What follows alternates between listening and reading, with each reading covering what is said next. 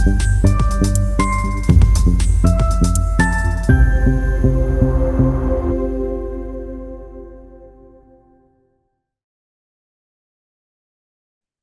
everyone, welcome back to Miles Beyond the Page. The veil is thin tonight, dear listeners, and stories have teeth. Welcome to a special Halloween bonus episode of Miles Beyond the Page, where we venture into the dark corners of imagination. I'm your host, Michelle Miles, and with me is a familiar voice from the shadows, horror author and longtime friend, S.E. Howard. Together, we'll summon tales of dread, creativity, and the kind of haunting inspiration that lingers long after the last page is turned. Light your candles, lock your doors, and prepare to step into the dark with us. Woo! We're going to have a spooky good time.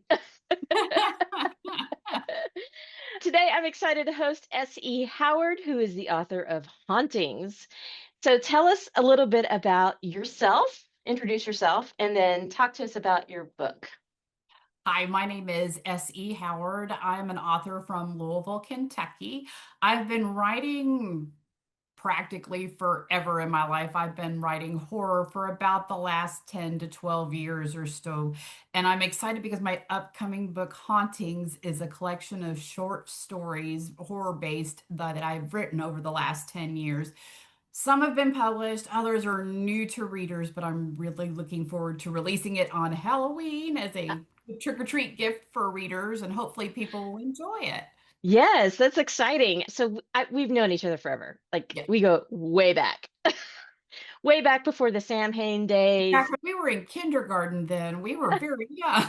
We were very young. And you were actually my first editor at Sam Hain. Yes, Do you remember those days?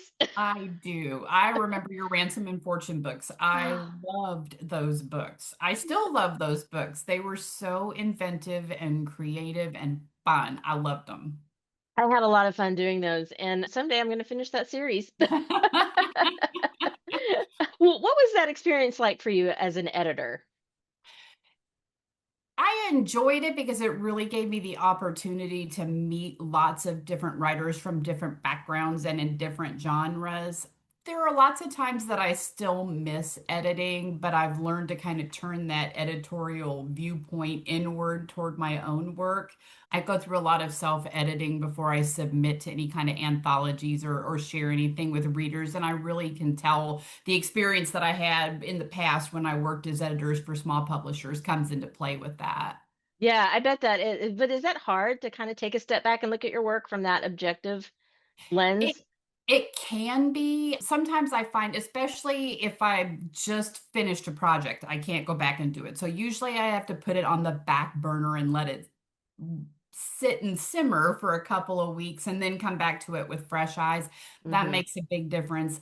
Oftentimes, something as little or a little detail like changing the font or increasing the size on your screen. So it gives you a different perspective of it. I also use the read aloud apps Ah, that read the story out loud, and that helps me catch lots of things that my eyes miss because your eyes automatically fill in words that you meant to put there and you think are there, and then when you hear it out loud, you realize, no, that is not there. So that helps a whole lot too. yeah, yeah. I have noticed that when I do my own narration, I catch tons of stuff. So, yeah. So you started writing dark paranormal romance before fully diving into horror. So what drew you from one genre to the other? I actually wrote horror before I got into paranormal romance, even. I wrote it back when I was a teenager. That was the genre I liked as both a writer and a reader when I was younger. I got into romance fiction primarily because I wanted to get my foot in the door with publishing. Yep. And that was one genre that was wide open for female writers in particular, but also for new writers who didn't necessarily have an agent. And I found that paranormal romance kind of blends together those dark elements that I really liked from horror fiction, but it gives it that little spark of happily ever after that comes with a romance tale. So that really appealed to me. I found as I went along, though, the horror elements tended to get more prevalent and darker in my stories, and readers were starting to notice and go, uh-huh. So then I thought, well, maybe I should try experimenting with writing horror again. Mhm. One of the stories that's actually in Haunting. It's called The Periphery People, and it was published in, let's see, 2016 on a creepypasta website. But it was the first venture I had back into the horror world as far as a writer, kind of dipping my toe back into it. Mm-hmm. And after that, I was pretty much hooked again. So. Yeah. I love it. So, do you feel that your background in romance influences how you approach horror, whether it's character relationships, tension, or emotional beats? Definitely so. I am much more of a psychological and character-driven horror writer, and I think that character-driven narrative that I prefer comes directly from writing romance because romances are character-driven stories, and everything else Right. tends to happen, even action in the background to influence the characters. So that definitely has an impact on how I write and how I approach my plotting and narrative as a horror writer. Yeah, yeah. I think romance is one of those genres where you just really learn a lot You writing have those to really stories. connect with your characters Yes. and get in their headspace and their emotions. And you can't keep them at an arm's length. Even secondary characters are Yeah. important and relevant, and you have to understand basic things about them. And that makes a big difference with horror writing because it makes it more relatable to the reader. It helps draw them more into the story, and it makes the horror more impactful, I think, too. Yeah. I'm sure that really resonates with readers too. I hope so, anyway. So you are a registered nurse, Yes, ma'am. certified in toxicology, Yeah. a field that already sounds a little chilling. How does your day job creep into your fiction, or does it? It does to some degree. I haven't really found a good story to sink my teeth into that really pulls from my toxicology background. I use it, you'll find it sprinkled in a lot of my stories. Hmm. I have a novella that's called Prairie Madness that has a scene where a character is poisoned with hemlock. And so my work life kind of bled into that a little bit, so to speak. But being a nurse in general is really helpful because it helps you in terms of, not to sound funny, but gore, what gore is realistic, what gore there would be in particular circumstances. And plus, I usually try to throw a character into my stories that's a nurse or works in the medical field like I do, just as a little personal nudge for myself. So, Yeah, you don't have to Google things like how much blood do you have to lose to stay alive, like some of it's a us. half gallon. It's a half gallon, actually. See, tips from the expert right there. So, do you ever find yourself jotting down notes at work thinking, wow, that would make a great horror detail? I definitely do. Yes. We see all kinds of things in Yeah. my line of work, and we field calls and inquiries from all different types of agencies and patients. So it definitely gives you some good ideas on where to start. A lot of times, too, outside of work, I'll get ideas for, that would make a good, interesting toxicology perspective to a story from shows like Dateline. I love true crime, but you see shows where so and so poisoned their husband or their wife using this, that, or the other. And I'm like, that's pretty ingenious. Yeah, we could use that in a story. I love it. The twisted mind of a writer. It might make my husband very nervous sometimes. That's awesome. So you've been in a lot of anthologies, which is it's just inspirational, really cool. What is the thrill and the challenge of short form horror compared to novels or novellas? It was honestly this past year I wanted to shift my focus to writing short stories and trying to get into anthologies. There are lots of opportunities for anthologies in the horror community. Mm. Over the years, I had let my short story writing skills kind of fall by the wayside because I had focused on longer novel length works. So when I first started writing short stories and submitting to anthologies, I would get a lot of rejection letters and or rejections, and they would say, "We love the story, but it's too long. It's longer than what we're looking for." And I thought I need to figure out how to pace myself better and Mm. kind of self-edit both while I'm writing and when I'm done so that I can make specific word counts, but still present an idea or a story that's well written and captivating. So it's one of those practice makes perfect. I just kept trying and trying and honing the craft. And I really think it makes a bigger difference now when I'm writing longer works because I'm also applying those lessons I've learned as far as pacing, when to stop a scene, when to end the book, different things like that. It applies really well to longer works too. Yeah, I think pacing is one of the hardest things to learn too as a writer. It's really, you just have to feel the cadence of the book, I Yes. think. So that's interesting. Let's see. I want to talk about Prairie Madness. So, what inspired you to write an eerie setting like that? And what kind of horrors did you want to explore there? At Prairie Madness was originally written in response to an anthology call for horror stories set in the Old West. I had never written a story set in the Old West before. It was not something I ever would have had on my writing bingo card in life. I thought, what the heck, let's see what happens. And Yeah. that was back when I was first getting back into the groove of writing short stories. So that was one that ended up a whole lot longer than the word count for the anthology. So I knew I couldn't send it in. It wasn't long enough to be a novel on its own, but it was long enough that I felt like I could submit it to other publishers, which I eventually did, and it got Hmm. picked up. I really enjoyed it because I knew when I set out to write it, it couldn't just be one of those things where I stick two guys in cowboy hats on a horse and say, this is the Old West, and there we go. I'm a huge research nerd, so I'm like, I want to find out. I'm going to pick a time frame for this to happen in. I want to learn everything I can about that point in history. You know, everything from how people dressed to the political atmosphere to what Yeah. people ate. So I applied all that research to the story. In the process of researching it too, I also found a really interesting historical account of a group of a family that lived out in the Old West. They were known as the Bloody Benders, and they owned a little, it was called a motel, but it really wasn't. It was a big cabin where they rented a room out to people who stopped Hmm. by. They used to murder people and rob them. And that story kind of served as the inspiration for what eventually became Prairie Madness. Wow, that's interesting. You can really get lost in the research rabbit hole too. Oh, very much so. Yes. Glad I'm not the only one. Oh no, no. Like I get sucked down into that and then I'm looking for stuff that I'm never going to put in the book, but Yes, you know, exactly. But you know it in the back of your head. And I know.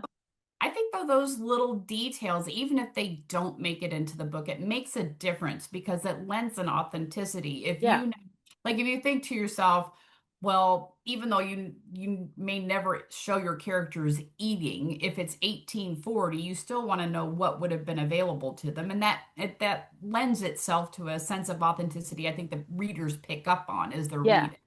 Yeah, I totally agree. So your novel, The Vessel, Mhm. it's with Wicked House Publishing.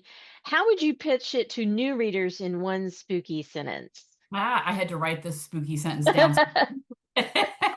Because normally speaking, I can't describe it in one sentence or less. Yeah. And I go on that whole, I don't know if you've seen the meme with that one guy with the strings all on the wall behind him. Oh yeah, yeah. He's like, that's me trying to explain the plot to anything to anybody. I'll read my short and concise sentence for you. So, The Vessel is about a young man who survives a childhood abduction and learns that the horrors from his youth have come back to haunt him in unimaginable new ways. Oh dear. That sounds horrible. In a good way though, right? In a good horror way. I was really pleased with how it came out. And actually, The Vessel started out as a scene. The opening scene in the book was a scene that I wrote months before the rest of the story ever gelled and came together. Hmm. I liked the setup of that, but it was one of those I didn't have a story to go with the scene, so I kept it in my might use, might not folder on my desktop. And months later, I came back and read it again, and I'm like, this is really good. This could be something. And at that point in time, it just everything fell into place, and I came up with the rest of the story. So, I love that. So you have snippets of things that you just like I know I have half-written manuscripts yeah. lingering on my hard drive. So do you ever go back? I know this is probably a little off topic, but do you ever go back to those and look at them and go, Oh, all "Oh, the this is time. trash," or "Wow, I could really do something with this." Absolutely, yes. In fact, actually, I have one of the stories that I have coming out. I'd like to hopefully release it in December. It's called Dead in the Water, and I've got it with an editor right now. I'm going to be Nice. self-publishing it. But it was one that I finished before I finished The Vessel. So at least 2 years ago, the initial rough draft of it, and I hated it. And I was like, this is horrible. And it sat in a folder on my desk. And then when I worked on the book that came after The Vessel that's coming out next year from Wicked House, and I had self-edited that and really tightened it up and sharpened it up. And I thought, I wonder if I could do the same with that old manuscript that I just didn't like. There were parts of it I really liked, and I thought it Mhm. could be salvageable. It just Yeah. needs a little love. So I went in kind of like one of those home improvement shows and just I seriously cut, I think, 15,000 words, or if not more. Wow. I cut a chunk out of it and rewrote a bunch of it and rearranged things. But in the end, I love it. It came out so good. So I'm really excited about it. I think this is a Long great story tip. short, I do definitely keep old story ideas, little half-written scenes in a Yeah. folder, and I go back to them occasionally and go, that's not as bad as I thought it No, was. I think this is a great tip for anyone who's, an aspiring writer or even people who are, publishing, but keep everything, right? Yeah, Just keep everything, even yeah. stuff you cut, because you never know when you might want, oh, I wrote that scene, 10 years ago and it might work for this. Mhm, So, exactly. No, I agree completely. yeah, yeah. So, which story has been your most personal or one that still gives you chills when you think back on it? Let's see. I think the most personal one to me, the one with like a character I could relate to the most, is the story Dead in the Water that I'd like to release by the end of the year. The main character in that, it's the first time I've really started exploring characters who are more my age, and I found Mm, like the short stories I've been writing more lately lean towards characters who are more my age instead of young adults. yeah. And so by doing that, though, I'm able to channel my own insecurities and concerns in life and the problems that we have at this point in our lives, like worrying about our parents and our parents' health Mm, and losing our parents. mm, One of the things that the main character in that Dead in the Water struggles with is her relationship with alcohol, mm, which even though I don't feel like I've ever had a problem with alcohol, there have been times in my life where I feel like I may have over imbibed in it. And so I yeah. quit drinking about a year ago altogether. I just Wow. decided too many empty calories. My butt was not, my butt couldn't use an extra cheek. And, but it was a Right. combination of things. And it really started me thinking about mm, character or re-examining that character's relationship with alcohol. And Hmm. it becomes pretty central to the story, and it worked really well, I think. And having that at least somewhat of a similar personal stake in the game or knowing a little bit about what she was going through helped make that feel more authentic. At least I hope so to the readers. Yeah. Do you find that readers are generally looking for older main characters these days, or do you think, especially in the horror genre, do you think that's something that people are looking for? I don't know. A lot of the things that I read are the stories that I read are characters that are, 20s and Yeah. 30s, not a whole lot that's older, but I feel like we may be seeing a shift in that kind paradigm, but Mm. not just in the horror genre, but in fiction in general. At least I Yeah. hope so. It seems like the fiction markets are becoming more open to different voices besides the standard Yeah. Katniss Everdeen 18-year-old idealistic superheroine. They're more willing to explore and embrace middle-aged women who aren't thin and perfect and have problems and but they still triumph in the end over Yeah. adversity. I think that to me as a reader, that's more appealing than some idealistic character who always gets everything right and gets doesn't have any flaws because nobody's like that. Right. So Well, it makes for greater conflict anyways. I agree. All right, so you've been the story You've Been Saved. It was adapted into the and let's see if I can get this right. You've Been Saved was adapted into the anthology film Worst Laid Plans. Yes, Did I get that right? yes. What was that like to see your words come to life on the screen? It was extremely exciting. I was Yeah. the young man that was the director and did the film adaptation for it. His name is Christopher Moore, and he did such a brilliant job with it. He took the story the ending of his version of the story is different than mine. It wasn't what I envisioned, but it was something so creative. I enjoyed it. I was so impressed that he was able to take my story and do something fun with it like that. And that story in particular is always going to be dear to my heart because that was really, besides the periphery people, I sent it to Creepypasta, which is just a free website where people rank it and vote on stories that they like. So it did well there. But You've Been Saved was the first horror story I actually sold to a horror fiction market. It was an anthology call I had responded to through a publisher called Grindhouse Press. Hmm. Um, and I wanted to get it right. I was trying to nail down just the right amount of gore, just the right amount of creature feature, just the right amount of tension. I really wanted it to be a contender. And so when it was accepted into the anthology, I was absolutely thrilled. And it ended up, I think, when the anthology was published, it was the first book or first story in the book. Oh, So wow. the reviewers would make note of it and how much they enjoyed it, which was so gratifying to me. And Yeah. then when the editor called me several months after it was published, and she was like, well, we're going to be trying to do a crowdsourced film adaptation of a couple stories from the book.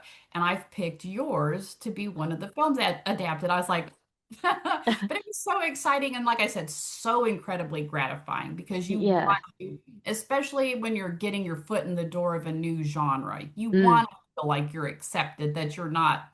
I don't know about you, but I suffer a lot from imposter syndrome. I still do, even after all Yeah. this time and everything that I've accomplished. I still feel very much like, yeah, me too. But and especially with horror, I feel like I'm not a real horror writer. But that really made me feel like I have a place in this genre and I can write this. I can do it. Oh yeah, absolutely. And I'm glad you explained how that came about because I was going to ask how that ended up in on screen. So is that someplace, can we see that somewhere? Can we watch that somewhere? It is available on, I'm trying to see it, it's available through Shutter, I do believe. And I can email you a link Yeah, to, I'll I know put you can buy like the DVD, but I want to say that it's through a streaming service now and it may be Shutter. So I'll track it down. I have the link somewhere on my Facebook page, so I'll track it back down and find it. Yeah, if you can send it to me, I'll make sure it's in the show notes so people can go Okay, check it out because that is that would be really super great. cool. Yeah. It was, it really was. It's kind of like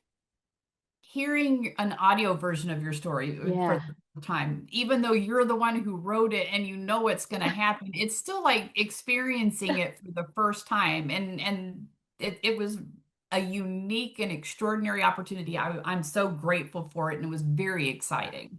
Yeah, I think the first time that I put a book into audio, hearing someone else say the words that I wrote, it's just like you just get giddy. It's just Yeah, like, I can't believe that's me. I wrote that.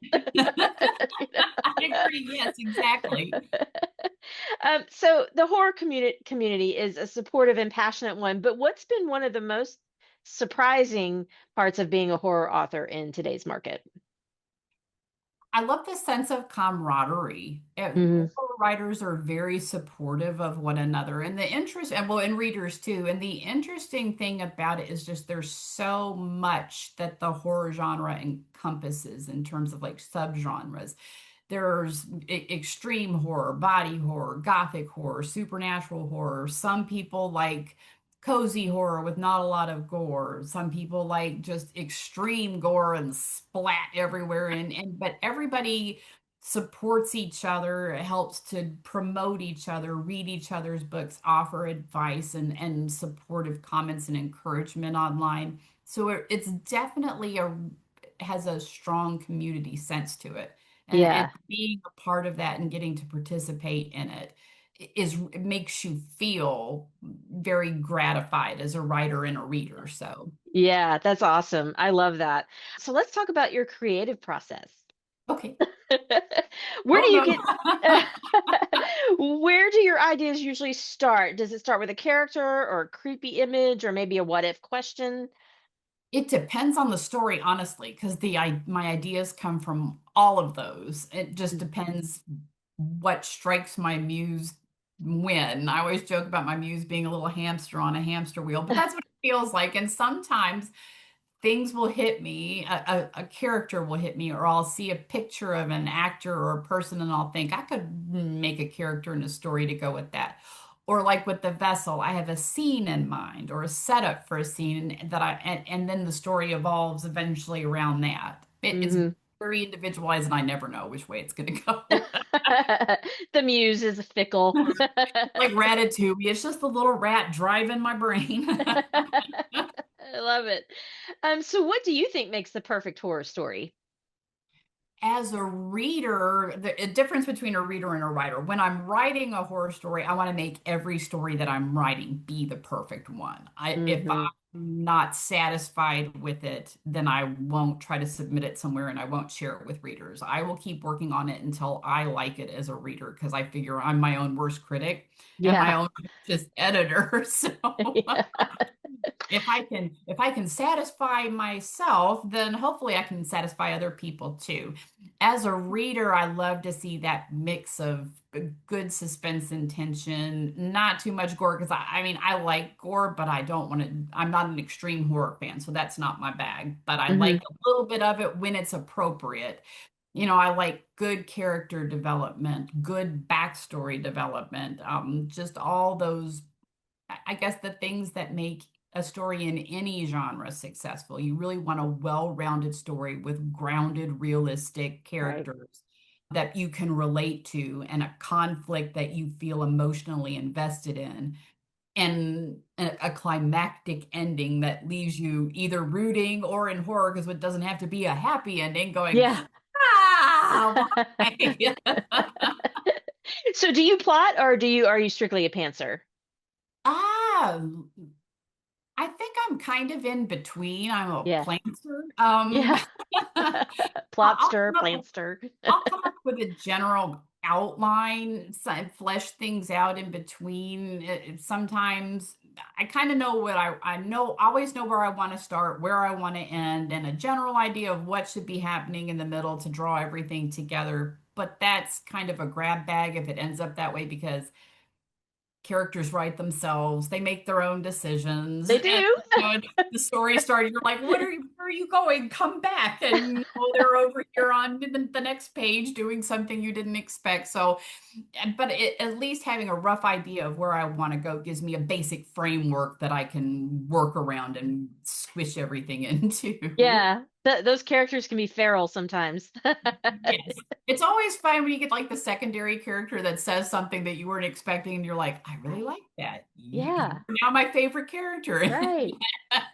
And then all of a sudden you're writing their book. Yes, exactly. So, do you ever miss writing romance or do you sneak hints of it into your horror? I actually do miss writing romance. I think I don't always miss the happy ending. Those are nice sometimes, and I did always like that about romances that you had to whatever happened, no matter how horrible. As a reader, you had that comfortable little space of like, Yeah. well, this is horrible for now, but I know it's going to end up together and it's going to be happy. And you don't have that guarantee in horror.